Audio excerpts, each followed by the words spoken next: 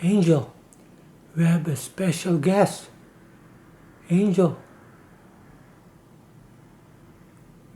Mr. Carl Tucker Carlson has a special guest. Okay, Mr. Putin. Angel, why? Are you afraid? Don't be afraid. Okay?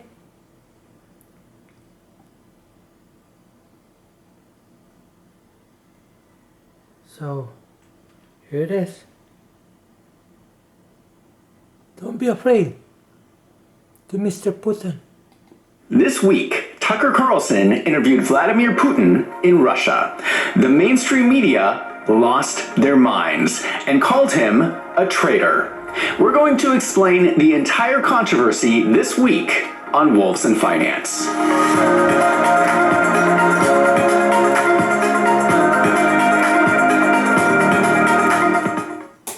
When Tucker Carlson announced his interview with Putin, Hillary Clinton went on the news and had this to say. Tucker Carlson is in Moscow right now interviewing Vladimir Putin. Right. The first American, I'll say, journalist to interview Putin since the war in Ukraine began. What does that tell you about Tucker Carlson and right-wing media and also Vladimir Putin? Well, it shows me what I think we've all known. He's what's called a useful idiot. I mean, why are certain Republicans throwing their lot in? Why are, other Americans basically believing Putin? Why did Trump believe Putin more than our 11 intelligence agencies? I don't know. Do you have a working theory? I do have a working theory. I want to make sure you understand what Hillary Clinton is talking about here. When she says that Trump sided with Putin over U.S. intelligence agencies, she is saying that Russia rigged the vote against her in 2016. She is referring to a press conference Trump gave when he was president in 2018. At the time, the FBI was running an investigation into whether the 2016 election was impacted by Russia. Trump said in a press conference, President Putin says it's not Russia. I don't see any reason why it would be. So now Hillary Clinton is saying that Trump should have sided with the FBI instead of Putin. Isn't that making Hillary Clinton an election denier? She is saying the election was stolen from her. Isn't she doing the exact same thing they are arresting and prosecuting Donald Trump for right now? It's a little hypocritical for Hillary Clinton to go on the news and make the claim that the 2016 election was stolen from her. She knows this is a lie. It has been absolutely proven that Russia had nothing to do with Hillary's loss in 2016. In fact, the allegation that Russia was involved came from a report that was funded by Hillary Clinton's campaign. We know this from the 300-page Durham report.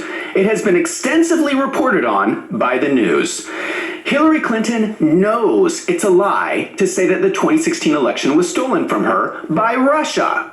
What is even more disturbing is that this journalist also knows it's a lie, and they are sitting together laughing about it. Why did Trump believe Putin more than our 11 intelligence agencies? I don't know. Do you have a working theory? I do have a working theory. How is this journalism? Please leave a comment down below if you can explain this to me, because I just don't get it.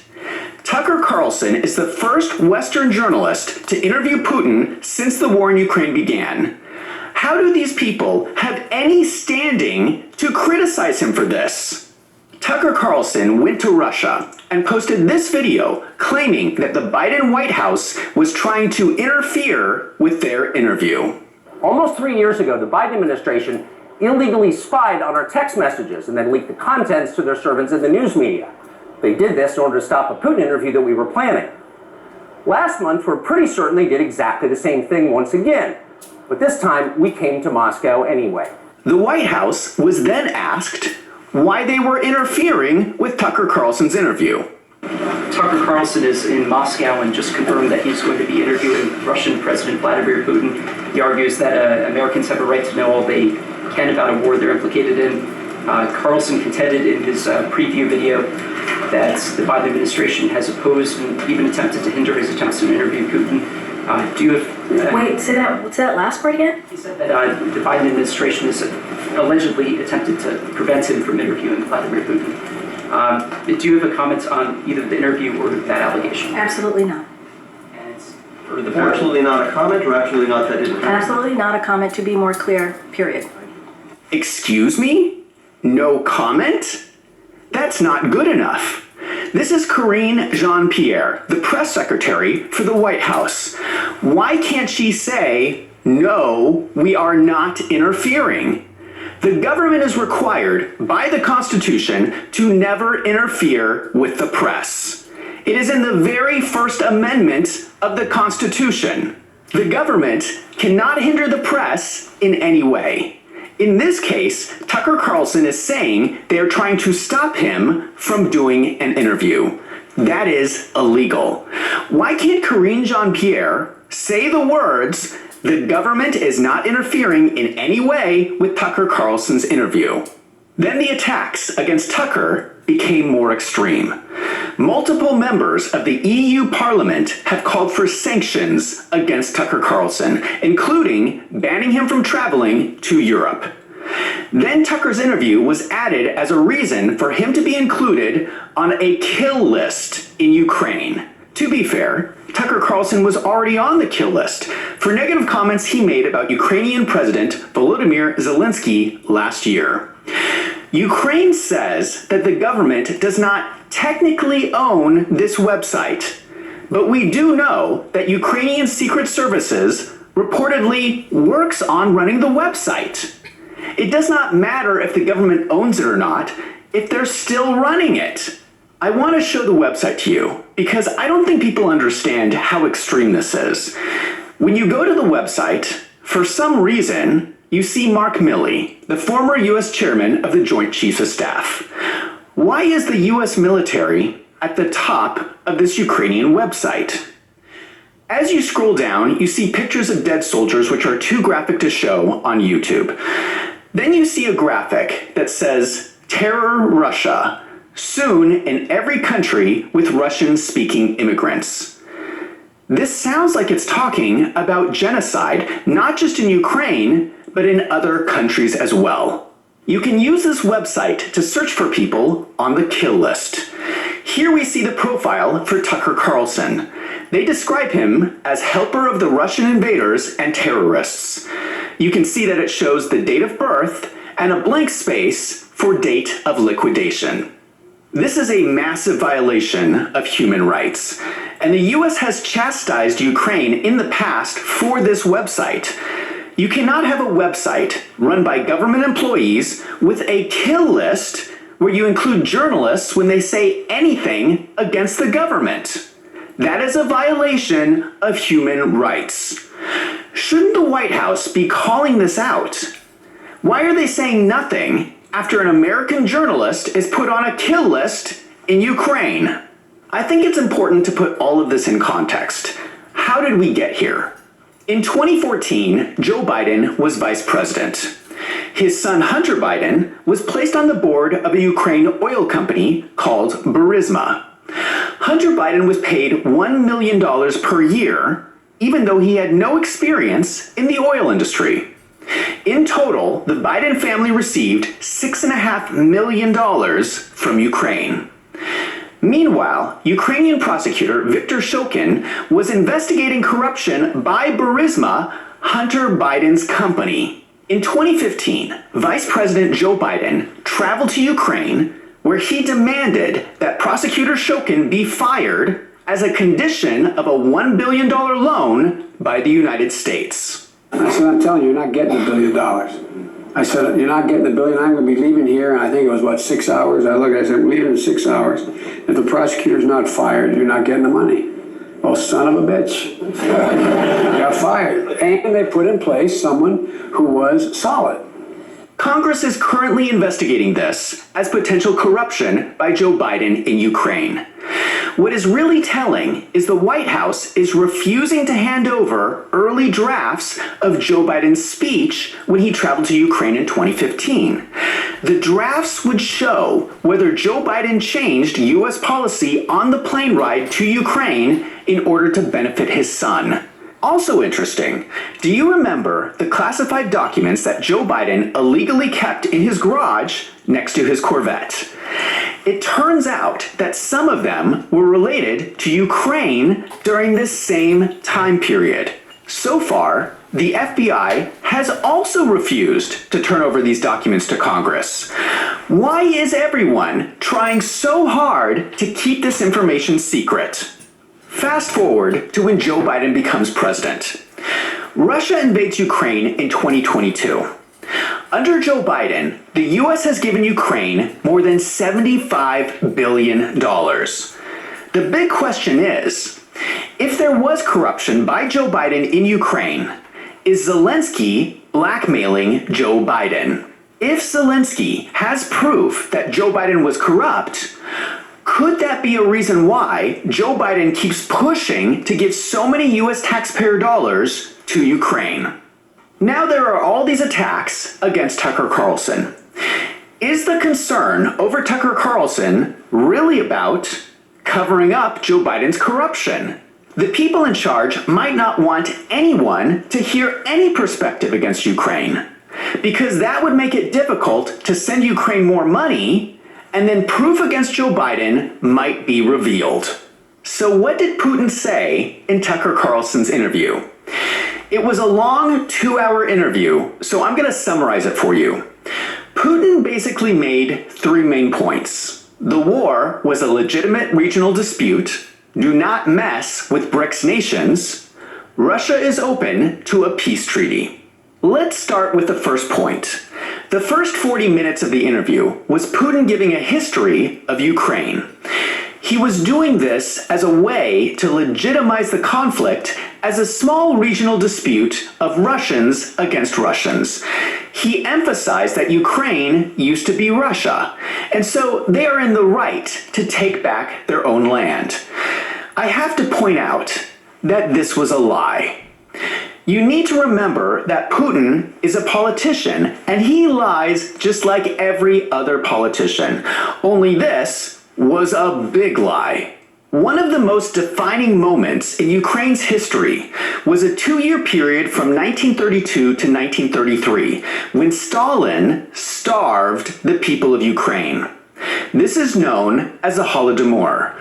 Millions of Ukrainians were starved to death. This didn't happen that long ago. Just to be clear, Russia took the food from the people of Ukraine and gave it to the people living in Russia. Don't you think if your family members died a horrible death at the hands of Russia, you would be a little upset with them? So for Putin to spend 40 minutes giving the history of Ukraine and not mention the little detail when Russia starved the entire country to death, I find that to be misleading. He is lying, just like any other politician trying to make you think he's a good guy. It is also relevant that he invaded a foreign country. This is not a regional dispute between Russians. He invaded a foreign country. You can't do that. Now, Putin does make an interesting point. He gives us one justification for invading Ukraine as denazification. He points out that Ukraine is one of the only places in the world that celebrates and promotes Nazis. During World War II, Ukraine had the largest population of Jewish people in Europe, estimated at 2.7 million people. More than half were killed during the war, including in one of the largest killing sites outside of Auschwitz. Even though the current president of Ukraine, Zelensky, is Jewish, anti-Semitism is still a major problem in Ukraine today. In my entire life, I have never known a Nazi. I've never seen a Nazi until Joe Biden became president. Why is it that since Joe Biden became president, we have seen Nazis popping up everywhere? Here's a photograph of the Azov Battalion in Kiev.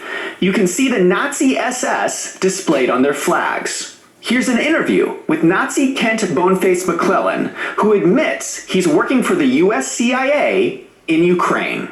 There's a lot of hype about the FBI sending me over there, but it's not the FBI that does that. It was Central Intelligence that got me involved in that. Here are photographs of a Ukrainian Nazi named Sergei Dibinin.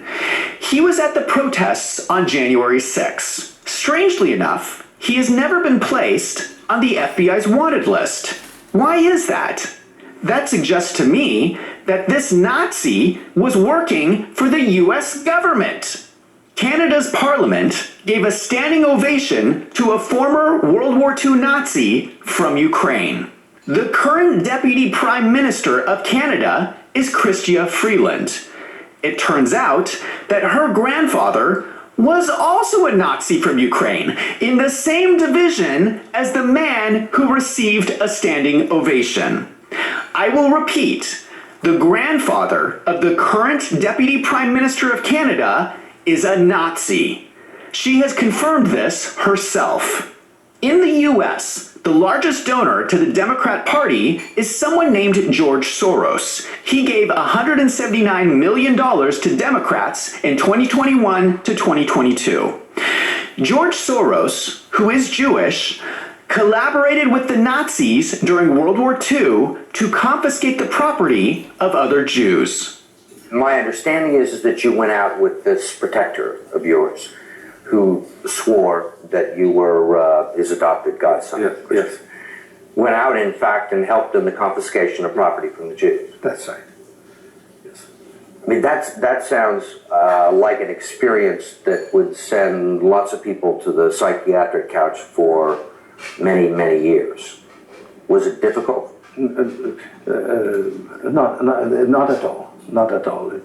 Maybe as a child you don't see the connection, but it created no problem at all. No feeling of guilt. No. For example, that I'm Jewish, and here I am watching these people go. I could just as easily be there. I should be there. None of that. Well, of course, I could be on the other side, or I could be the one from whom the thing is being taken away. But there was no sense that I shouldn't be there, because that was,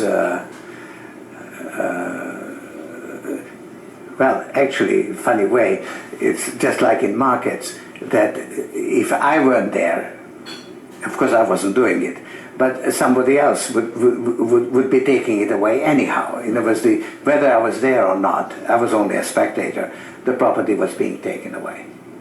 So I had no role in taking away that property. So I had no sense of guilt. The head of the World Economic Forum is Klaus Schwab. His father lived in Ravensburg, near the border between Switzerland and Nazi Germany. He was a commercial director at the Escher Weiss factory, which likely employed forced labor from a Nazi camp during the war. Fact checkers will dispute this and argue whether this was technically a concentration camp. But whether or not Klaus Schwab's father was operating a concentration camp, it is clear he was working with the Nazis. Now, I understand that we cannot hold someone responsible for the actions of their father or grandfather.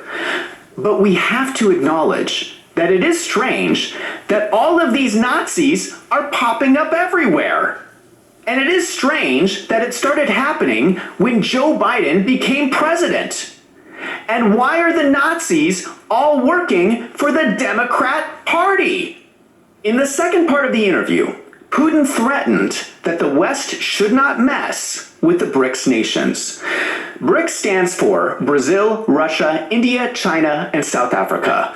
Specifically, Putin talked about how the US dollar was failing and people are going to start using the BRICS currency. This is a fear tactic and another big lie. I talk with a lot of bankers. No smart banking executive is taking their banking deposits and moving them from US dollars to Chinese yuan. I don't know if you've been following the Chinese real estate market, but the Chinese economy is collapsing Despite the economic problems in the US dollar is still the reserve currency in the world, and a currency backed by the Chinese yuan does not look very reliable. The important takeaway from this section is Putin's threat. It is important to understand that Putin is not our friend. He is actively working with China and Iran. They have described their alliance in many speeches and reports as a new world order, with the BRICS nations as the leaders of the world. There is a reason that NATO has missiles pointed at Russia. Russia has nuclear weapons pointed at the US. Do not forget that Putin is actively working against the interests of the United States. The third section of the interview is that Russia is open to a peace treaty. This was the bombshell moment of the interview. Putin explained that there is currently a peace treaty that is ready to be signed. This is not some frivolous gesture of peace. Putin held up his hand like this, showing how thick the peace treaty was. This is a detailed document with terms the Russians and Ukrainians had worked on together. This corroborates reports from the news media of a peace deal being reached last year and then abandoned after pressure on Ukraine from Western nations. This raises a big question. Why is the US funding this war? If the Russians and Ukrainians are ready to make peace, why are we stopping them? Why do we keep sending our US taxpayer dollars to Ukraine? And could it have anything to do with Zelensky blackmailing Joe Biden with evidence of corruption? This is not our war. Why is the US giving them our money? I do have to give Putin credit in this interview because he's a very good politician. Putin came to power in 1999. And you don't remain dictator of Russia for 24 years unless you're a good politician. There was one question that really showed how sharp he is. Tucker Carlson asked him about his religion. Now, Putin describes himself as an Orthodox Christian. Tucker asks, how can you be a Christian and kill people in war? This is a hard question, and I think most US politicians would not have an answer. But Putin, without any hesitation, said, it's very easy.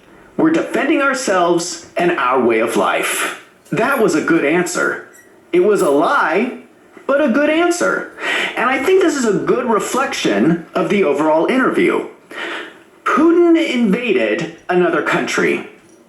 I don't know how you can describe an invasion as defending yourself, but that is how Putin describes it, and it sounds really good. That is why he's such a good politician. Unfortunately, in the entire 2-hour interview, no one ever mentioned what was actually going on. The war in Ukraine is about oil. Russia wanted access to the oil routes through Ukraine. Even with the war going on, Russia transports enormous amounts of oil through Ukraine to Europe. Oil makes up 16% of Russia's GDP. In contrast, oil makes up only 8% of US GDP. Oil is a huge driver for the Russian economy, and Ukraine is the corridor to make that money. Russia saw Joe Biden as a weak leader and used the opportunity to invade Ukraine. No one is saying any of this, but in my opinion, oil is the main motivation for this war. It is the same thing as when the US invaded Iraq. We did it for the oil. No one will admit that, but in my opinion, oil was the primary motivation. So I think there was a lot of spin in this interview. But for me, there was one major positive takeaway. Can the US please stop sending money to Ukraine? Now I want to hear from you. Do you think that it was fair that Tucker Carlson received so much hate for interviewing Putin? Let me know in the comments down below, and make sure you hit that subscribe button so you don't miss out on future videos. If you like these videos, consider signing up for a monthly membership on my website, wolvesandfinance.com. For $6 a month, you help me to keep putting out these videos. I'm Zach from Wolves and Finance. Thank you for watching.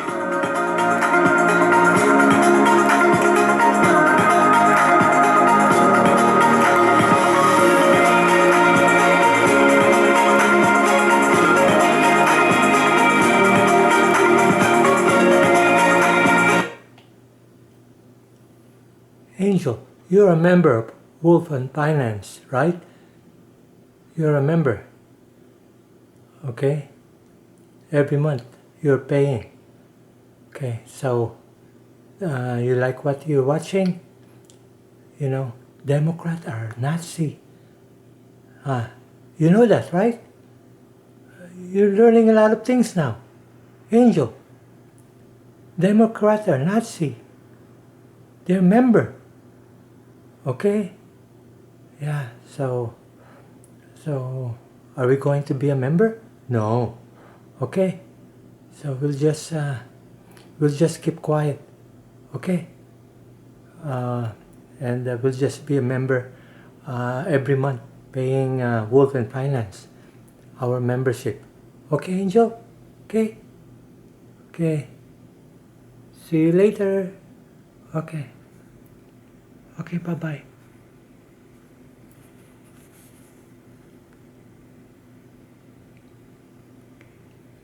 Don't be a Nazi.